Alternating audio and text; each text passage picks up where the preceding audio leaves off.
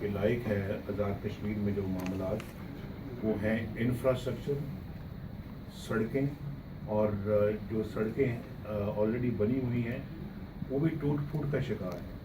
उनको दुरुस्त करना, उनको ठीक करना, बहाल करना, फिर नई सड़कों को बनाना, ये है।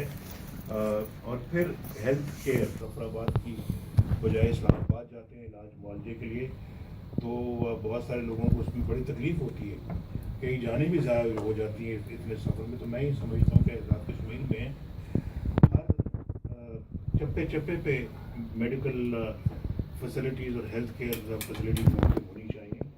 और फिर आज़ाद कश्मीर माशाल्लाह वैसे भी उसकी जो तालीम, शरह तालीम जो है वो पाकिस्तान की शरह तालीम से बेहतर है। तो लेकिन तरफ और फिर आज़ाद कश्मीर में हम इंशाअल्लाह यूनिवर्सिटियाँ भी बनाने का इरादा रखते हैं, और ये काम हम मेरे पूरे एजेंडे में है।